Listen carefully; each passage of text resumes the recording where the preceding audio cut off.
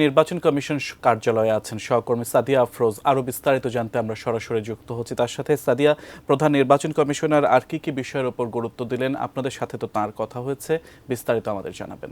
আজকে প্রধান নির্বাচন কমিশনার সহ বাকি 4 নির্বাচন কমিশনার তারা সুপ্রিম কোর্টে শপথ নেওয়ার পর সরাসরি নির্বাচন কমিশনে আসেন। এখানে নির্বাচন কমিশনের যারা কর্মকর্তা রয়েছেন তারা তাদেরকে অভ্যর্থনা জানান এবং তারপর তারা এখানে সাংবাদিকদের সাথে মতবিনিময় করেছেন। এখানে প্রধান নির্বাচন কমিশনার এম নাসিরউদ্দিন তিনি মূলত কথা বলেছেন এবং গণমাধ্যম কর্মীদের বেশ কিছু প্রশ্নের উত্তর দিয়েছেন।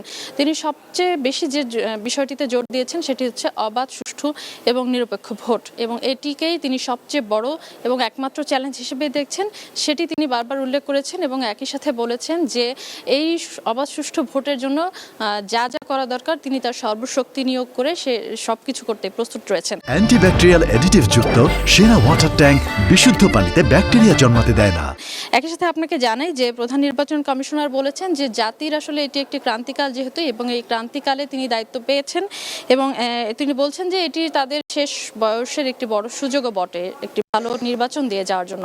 এবং তারা বলছেন যে যেহেতু ভোটাররা দীর্ঘদিন অবাধে পছন্দের প্রার্থীকে ভোট দিতে পারেননি, সেই জায়গায় তারা যাতে সেই জায়গাটা নিশ্চিত করতে পারেন সেটা তাদের একটা ওয়াদারও জায়গা, এবং সেই জায়গা থেকে তারা অবাধ, সুষ্ঠু, নিরপেক্ষ নির্বাচনের জন্য কাজ করতে চান। এবং তিনি বলেছেন যে এই বর্তমান অন্তর্বর্তী সরকার যেহেতু দলীয় সরকার নয় এবং তাদের কোনো রাজনৈতিক এজেন্ডাও নেই, সে কারণে এই সরকারের কোনো চাপ তাদের কাছে নেই, অর্থাৎ তারা চাপমুক্ত থেকে কাজ করতে পারবেন। এবং প্রয়োজনীয় যে সংস্কারগুলো, আপনি জানেন যে শপথের পরেও তিনি যখন কথা বলেছেন গণমাধ্যম কর্মীদের সাথে তখনও তিনি বলেছেন যে প্রয়োজনীয় সংস্কারের পরে নির্বাচন হবে। আজকেও গণমাধ্যম কর্মীরা এই বিষয়ে প্রশ্ন করে এবং তিনি বলেছেন যে প্রয়োজনীয় সংস্কার শেষেই নির্বাচন হতে হবে, সংস্কারের আগে নির্বাচন নয়। এমনকি স্থানীয় সরকার যে নির্বাচনগুলো রয়েছে সেগুলো যাতে সংস্কারের আগে হবে না বলেই তিনি গণমাধ্যম কর্মীদের জানিয়েছেন এবং বলেছেন যে আসলে অধৈর্য কিছু নেই, কারণ 31 ডিসেম্বর পর্যন্ত যেহেতু সংস্কার কমিশনগুলো তাদের প্রতিবেদন দেওয়ার